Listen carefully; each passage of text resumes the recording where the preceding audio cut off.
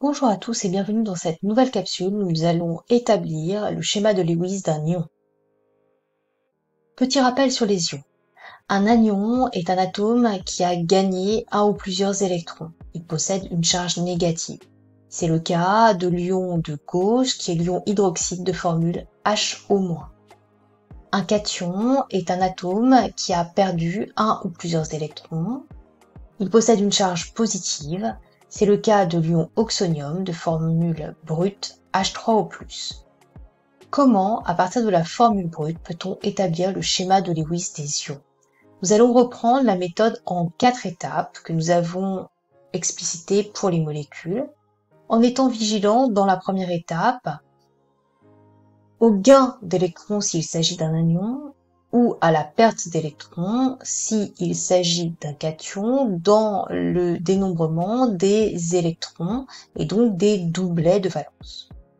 Il faudra bien faire aussi attention dans la quatrième étape, lors du décompte des électrons, de bien faire mentionner la charge des ions.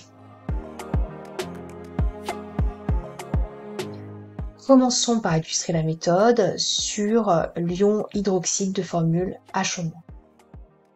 Première étape, calculer le nombre de doublets. L'atome d'hydrogène apporte un électron.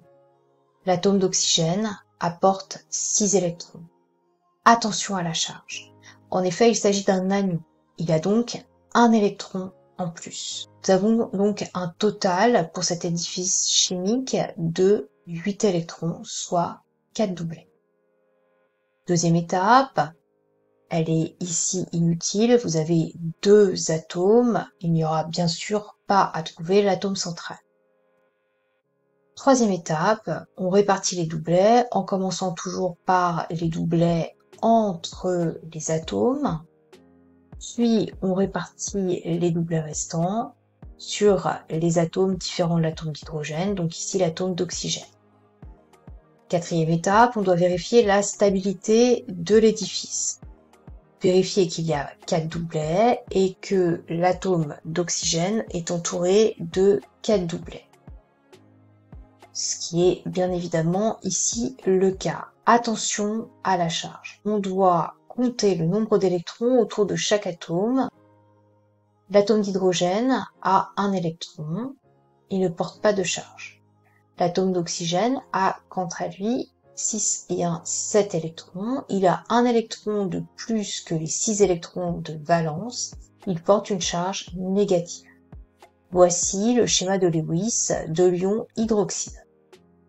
De façon générale, nous pourrons appliquer la règle suivante. Si l'atome porte un électron de plus que son nombre d'électrons de valence, il porte une charge négative. Passons maintenant à un cation et prenons l'exemple de l'ion oxonium de formule brute H3O+. Première étape, calculons le nombre de doublets.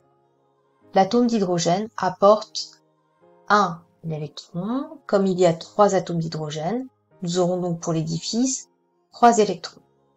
L'atome d'oxygène, dans la 6e colonne, va apporter 6 électrons. Attention à la charge, il s'agit d'un cation, il a donc perdu un électron. Nous aurons donc à retirer un électron, soit au total 8 électrons, soit 4 doublets à répartir. Deuxième étape, il faut trouver l'atome central.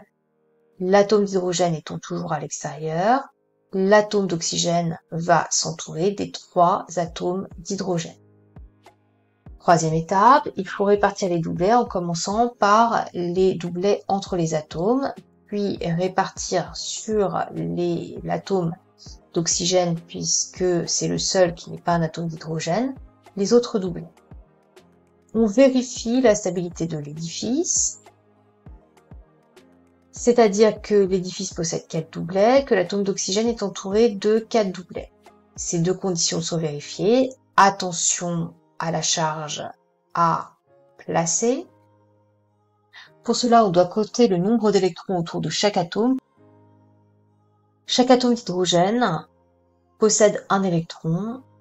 Comme son nombre d'électrons de valence, il ne porte pas de charge. L'atome d'oxygène a, quant à lui, 5 électrons au lieu des 6 de sa couche de valence. Il va donc porter une charge positive puisqu'il a un électron en moins. De façon générale, on pourra dire que si l'atome porte un électron de moins que son nombre d'électrons de valence, il porte une charge positive. Voici donc le schéma de Lewis de l'ion oxonium. Que devez-vous retenir dans cette capsule? Que le schéma de Lewis est la répartition des doublets d'électrons de valence, il permet de vérifier la stabilité de l'édifice. Lors de la méthode d'obtention du schéma de Lewis, il faudra être vigilant sur le calcul du nombre d'électrons. Lors de la première étape, s'il s'agit d'un ion positif, à la perte d'électrons, et s'il s'agit d'un ion négatif, au gain d'électrons. Et dans la quatrième étape, si l'atome porte un électron de plus que son nombre d'électrons de valence, il portera une charge négative. Si l'atome porte un électron de moins que son nombre d'électrons de valence, il portera une charge positive.